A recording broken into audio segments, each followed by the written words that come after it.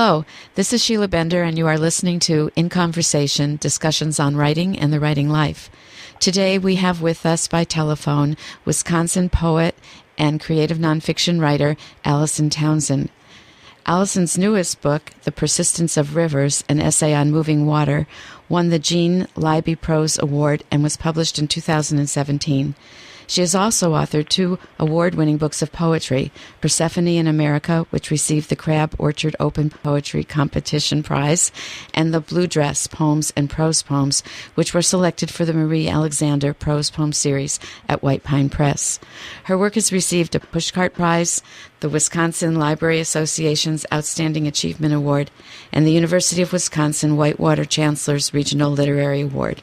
Her poetry, which appears widely, has been anthologized in Best American Poetry and aired on the Writer's Almanac and the BBC. Her essays, which also appear widely, have received 3 notable mentions in Best American Essays. She is Professor Emerita of English and Women's Studies at the University of Wisconsin-Whitewater, where she developed and taught creative nonfiction as well as nature writing, women's voices, women's lives, writing as a way of healing, and many other writing classes. She lives with her husband, 2 collies, and 1 rambunctious cat on 4 acres of prairie and oak savanna atop a drumlin in the farm country outside Madison, Wisconsin. She has recently completed a book of essays entitled Nature Girl, Body, Memory, and Landscapes of Home, which is looking for a publisher. Welcome, Alison. Hello, it's lovely to be here, Sheila. I'm glad to be talking with you, and from your bio, imagining what it looks like where you live now. And we'll be getting back to that when we talk about some influences on your poetry. Actually, we could start right there, because that is one of my most important questions to ask you, because I know that poems and lyric essays are filled with place and love of place. Can you comment then on what inspires you by a place and how that ignites and feeds your work? Place is really important to me, so you zeroed in on the heart of everything in my work, I think. I feel like I'm someone who's perpetually trying to solve the puzzle of place. I was raised in the rural Northeast in eastern Pennsylvania and New York State, and then went west after college to California and Oregon, and then came unwillingly to the Midwest 25 years ago. So I feel in many ways like I'm always trying to locate myself in the place that I'm in. We live in such a mobile society now, but I'm searching for lost places. My mother died not long after we moved from Pennsylvania, so that place assumed a lot of significance for me. And I'm always trying to figure out the landscape that I'm in. This book I recently finished just started as a place journal, just trying to get to know these 4 acres, sitting there every morning, observing what was going on in different times of day, different seasons. So place is really like a grounding thing for me, I think. I'm always trying to establish myself in place. So, Alison, do you think that came before your writing? Were you always doing that? And kind of leads to the question of when did poetry or the writing of poetry and creative nonfiction enter your life? I think looking very carefully at the world was there at the beginning. And I think that because I lived in a rural area, I got imprinted by that. I think it's Barry Lopez quoting Wallace Stegner, who says that whatever landscape a child is exposed to early on, that becomes a kind of gauze through which he or she sees the world afterwards. So that rural beginning really kind of imprinted me, I think. And I think that careful attention, looking at the world almost as a meditative practice, laid the groundwork for poetry for me. Both my parents really loved the natural world, and both of them really taught me to look at the world carefully. My mother pushed my crib up against the window when I was less than 2 so I could watch the river going by and things like that. Poetry, for me, arises out of that act of attention, I think. Do you think you were writing poetry before prose or both at the same time? I wrote poetry before prose. Poetry was first. Like many of us, I started writing poetry in high school, young high school. My father, bless his heart, who was a scientist but also a wonderful writer, took my little efforts seriously enough that he, before I even knew how to type, typed them up for me into a little booklet, which I no longer have, and I wish I did. I bet. he taught me to take it seriously, I think. But at the same time, also in high school, I had a wonderful French teacher who had us keep a journal in French to be more fluid in our writing than we could be in class. And she took me aside and said, do you realize that your journal is completely different than anybody else in class? Do you realize that you're a writer? And that was an incredible act of affirmation at the time. I think so for anyone, Yeah. and you're very, very fortunate to have had that early in your life. So many people... I was bumbling along in another language. Right. So many people just believe that since no one ever told them such a thing, they obviously aren't a writer, and they kind of humbly sneak into it, very afraid that they can't be one. So to have such close people give you early affirmation is a huge gift. It was a wonderful gift. Yeah, it was later undercut by a professor in college who told me that my writing was too imagistic and too sensual, which completely scared me off of writing in college. But I have a feeling that your writing completely scared him out of his wits. I wonder if you could read us a couple of poems. Sure. And I picked out a couple of relatively short ones. This is one that actually deals with place, with Wisconsin. When I first came to Wisconsin, I was commuting to western Wisconsin an hour and a half each way to teach at the University of Wisconsin-Platteville. So this came out of my memories of my commute. Calf season. Halfway between Mineral Point and Platteville, I see her standing alone in a field, all that breaks the border between prairie and sky. I don't know why I look. The sight of one more Holstein in Wisconsin as unremarkable as Monday or my rush to get to work. But then she bends her head, tonguing the bundle of wet black and white at her feet, nuzzling it a little further into the shock of air, and I see the afterbirth trailing streamers of bloody silk behind her. In a few minutes she will take care of this, but now all she knows is to wash the calf clean of its slick red bed, pushing it up on delicate stilts of legs until it stands by itself, glossy as the morning light that licks us all toward the next morning. I know it is always the first day for someone, but I do not know why I have been granted the privilege of this sight. As I hurtle west on the highway, almost at the halfway point in my life, washed into myself again, the way the calf is by her mother, by this rough, this loving, this inevitable tongue of the world. Oh, it's so beautiful, and it goes right along with your mom pushing your crib up against the window so you could observe, and here you are in a car looking out the window, and I love the way what would be unremarkable, the commute, the day as normal becomes quite remarkable. And it was like some sort of visitation or something. I still remember it, And now we do, so thank you. Oh, thank you. You have another one, you said. I do. This is a slightly different poem. It's about how my parents first met. They met at the Arthur Murray Dance Studio after the war. For people who don't know what happened at Arthur Murray Dance Studio, I guess they apparently had footsteps on the floor that you followed. So it's called My Parents' Dance Lessons, 1945. In the story my aunt tells, this is how they met. It's September, the war just over, the air crisp as the creases in my father's khaki pants, bright as his bronze star, pungent as the marigold my mother tucks behind one ear, the night they both sign up for dance lessons, the Arthur Murray way, at the Statler Hotel in downtown Philly. He's there to meet girls, of that I am certain, and she's there for romance, though I don't think that's what she would say.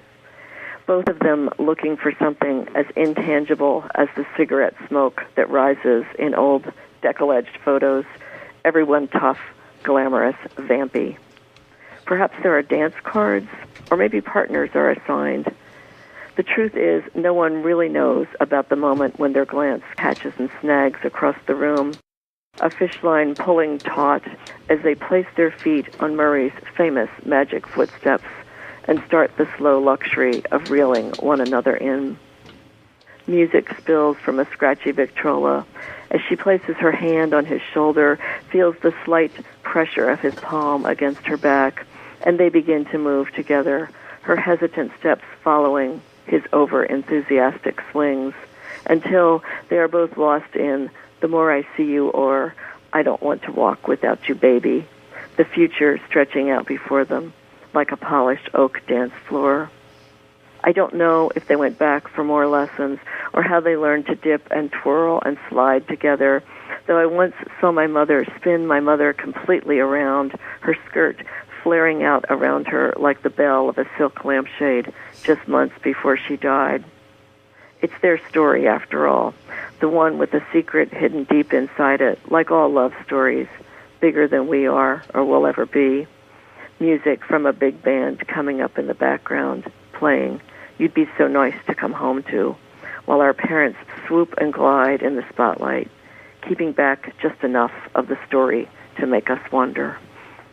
It's a challenge, isn't it, to think of our parents as young people? And it is. To remember that they would have had all that romance. And I like so much the idea that the love stories keep their secrets. Yes. Thank you. You've had a lot of success with publication in fabulous places and winning awards. How do you go about considering where you're going to send your work? I try to be familiar, first of all, with the places where I'm sending work. I try to often look for thematic sorts of things. An anthology is calling for, well, one example would be poems about dolls. Somebody did a doll anthology, so it made sense to send a doll poem there. I started small. I started very modestly. I started locally and kind of worked my way up a little bit, I guess, as I accrued a few publications. I have to force myself to push my work, and that was one good thing. I mean, university teaching makes you do that, right. Whether you want to do it or not. You have to have things on your vita. So in that way, the university helped me. The most important thing to me is always the work itself and creating it. But I do think we have a responsibility to put it out into the world. I always just tell myself, I'm doing this for poetry, or I'm doing this for nonfiction. I'm doing it for the larger creative process in some way. It's not my most favorite part of writing, I've got to say, but I do it. I don't know if that answers your question. Well, I really, think it does, and it answers some other questions about why seek publication at all, let alone how to figure it out. You are listening to KPTZ 91.9 FM, Port Townsend.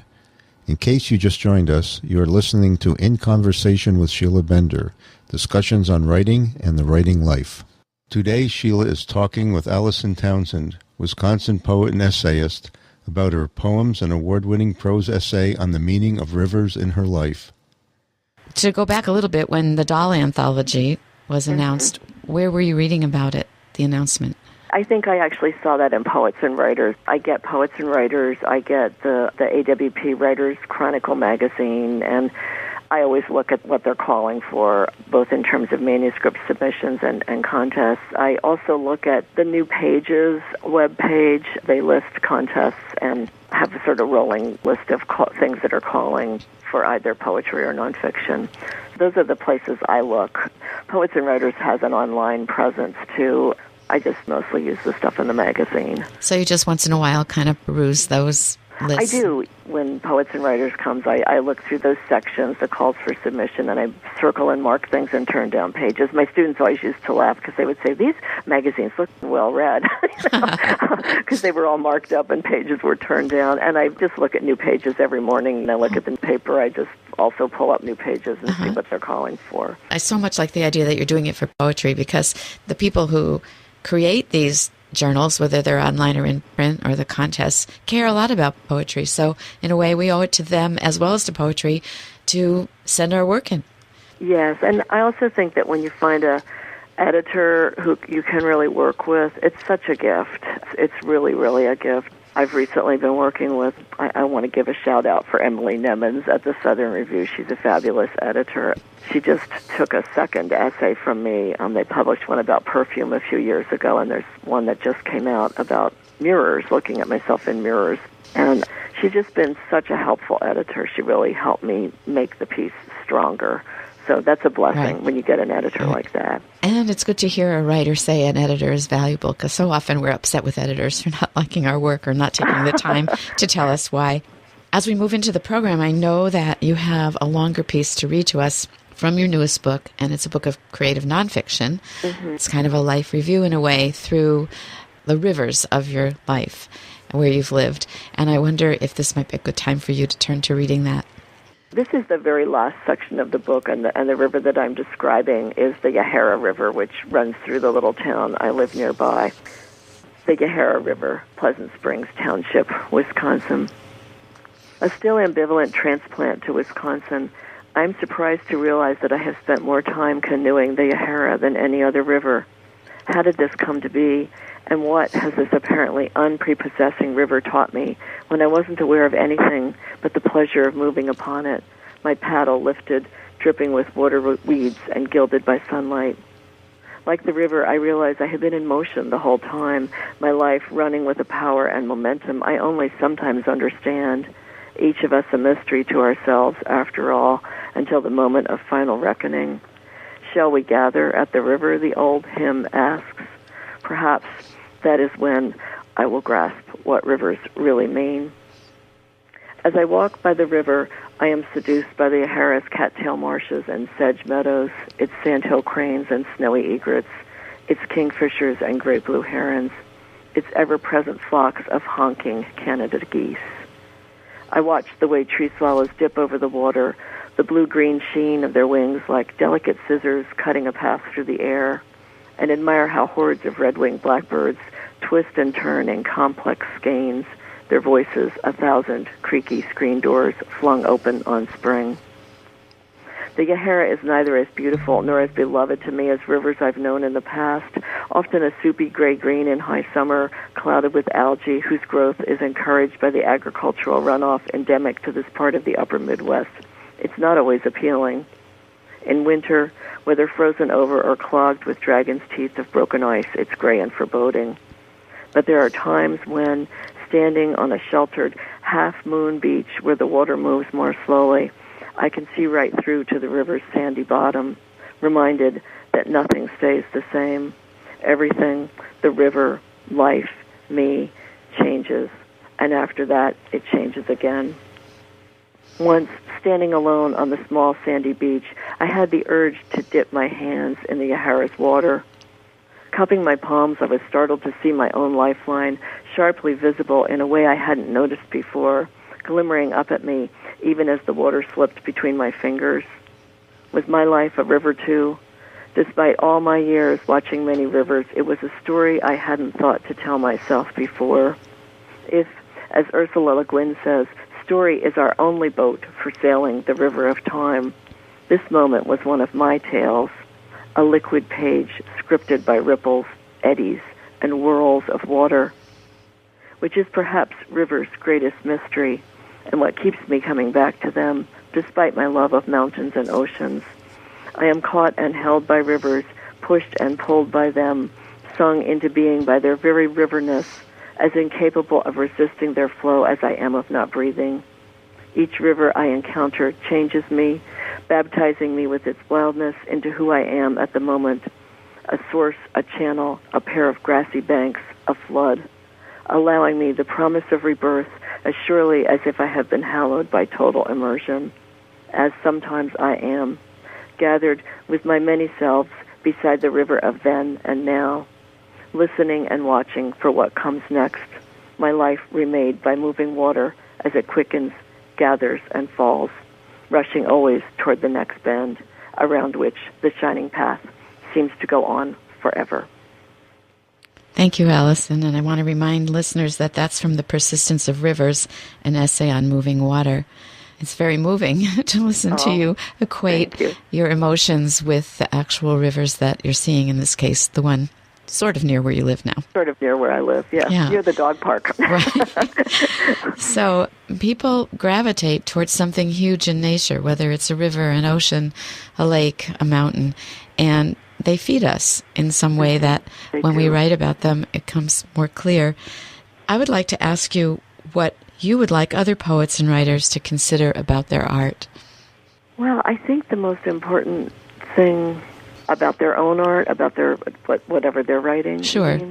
I think the most important thing to me is, and I used to encourage my students in this way a lot, was to learn to be true to whatever their particular vision is, and to ground that in specific detail. As is obvious from my writing, I'm a specific detail junkie, a sensory junkie, and it just makes everything so much more alive. But to be true to what their particular vision is, what their particular story is, we all have a story to tell. Students would often say to me, "Oh, my life is so boring, who cares what I have to say?" And I would say, no, life is boring once you dig a little under the surface. To be true to one's voice, I think, find one's voice, be true to that. Those are some of the most important things to me. I read recently, and I really wish I could remember who was being quoted, but it was something like, it's not what you see, but how you see it. That's important. I'd like to talk a little bit more about being true to one's story and one's vision. What are the things that deter us from doing that or make us take detours? All the shoulds that we have in our lives, or in some ways just daily existence, rich as it is in detail, can distract us. I would always tell my students I took a lot of wrong turns in writing. I got scared off of writing in college and instead majored in American Studies, which turned out to be a great major. I loved it. It was really fascinating. I went straight into a doctoral program in English after college, basically because I didn't know what to do, and that was a totally wrong program for me to be in. I sort of realized that I would die as a writer if I stayed there, so I had the sense to get out of it. I think we can make mistakes along the way. They can always be rectified, usually, I think. But getting diverted sometimes, care of other people, especially for women, it's a constant balancing act for women, I think. Not that it's easy for men, but we're sort of socialized to other, as one of my friends calls it, othering. She calls it othering. So things like that, I think, can lead us astray. How do we bring ourselves back if we notice that we're othering or we're overwhelmed with the dailiness of life? Any tricks for finding our way back? Boy, I wish I knew a magic answer to that question. I think the way I bring myself back is always to return to the page. I'm amazed lately. It's been a busy time for me, and I've been just trying to make sure that I spend at least 20 minutes every morning writing in my journal, just spontaneously, whatever is coming into my mind. And I've actually found some things there that I want to keep. It's amazing to me what you can accomplish in 20 minutes. I remember years ago I had Dean Bakopoulos, a fiction writer, come and visit my class, and he and his wife had just had a baby, and he said, I have 1 hour every morning when I can write, and that is it. And he said, it's amazing what I can accomplish in an hour. I think it's amazing what you can accomplish in 20 minutes. I agree with you. I also think you have some of the answer to my question right in your poems, which is to notice. To notice. Even if you don't know what it is you want to write about, if you start noticing, like the poem you read to us about driving, and it's just a regular commute, nothing remarkable, and then you notice this cow, you don't know why you notice it, and then you see a birth. Yeah. I think that even if it's nothing as dramatic as an actual cow giving birth to a calf, there are things we notice that we normally wouldn't take the time to if we just make ourselves write it. So exactly. I think you've answered the question in many ways, and I appreciate your answer so much. And the idea that if we have limited time but we use it, 20 minutes, an hour, we're writing, because the basic definition, right, is writer's right. Yes, keeping the appointment with the desk, Flannery O'Connor called it, and I've modified that for myself, keeping the appointment with the comfortable wing chair where I can curl up with my notebook. So that's where you do it. Yeah. I don't know if I have an appointment like that, but it's an appointment with writing. An appointment with writing wherever it's kept. Sometimes it's on my back hill too, in the summer if the weather's nice. I like that sound, on my back hill. I wish I don't have a back hill, but that sounds good. I have a back ravine. Oh, nice. I wonder if you could tell us how people can find more about you. Some of your publishers' websites, maybe, or... I should be more visible on the web than I am. I don't have a website. I'm not on Facebook. So I'm aware that there's ways I'm not establishing my platform as well as I should be. But some recent publications, I can indicate some of the magazines that I've recently been in. I just had an essay come out in the Waterstone Review, which actually, Sheila, I wrote in your class. Oh. The one called Flower Moon, A Book of Wisconsin Hours, Uh-huh. just came out in the Waterstone Review, which is a beautiful journal published at Hamline College in the Twin Cities. I had a long essay about my grandmother's house called In My Grandmother's Province, an American Interior, come out in the last issue of Chautauqua magazine. And I have this essay in the Southern Review called Mirror, Mirror, which is a personal essay that traces my life looking at myself in different mirrors and explores a lot women and mirror gazing and what that's really all about. Those are a few places where my work has appeared recently. Well, thank you for telling us that. And are any of them actually available also online through those journals? All in I don't print? know if they put them online or not, actually. The Southern Review just came out, as did Waterstone Review. You can Google my name and find things. Good. And also, online. I want to remind people that libraries have literary magazines, and so do newsstands. So you can buy them, or you can enjoy them at your library very often. And And it's great to support them, too. I mean, because Yes. so many of them are Right. operating on Right. shoestring budgets. One online place they could look, there's a wonderful online creative nonfiction journal called Under the Sun. You could go there. I have an essay called My Thoreau Summer that came out a couple years ago about living in a ramshackle cabin on a lake in Vermont the summer I was 20. You could find that on their website. Thank you. So that's Under the Sun on the website. Under the Sun, yes. And I just want to remind people that your books are available: The Persistence of Rivers, which you've read from Persephone in America, and Dress, Poems and Prose Poems. I want to thank you so much for being with us today, Alison. It's been a real pleasure to listen to your work. Sheila, it's such a delight to talk with you. You get me all excited about writing again. Well, I imagine you sitting down to write right after the program. Maybe I'll have a cup of tea. Good idea. Okay. Yeah. Okay. In Conversation is produced by Sheila Bender and edited by Charlie Fleischman.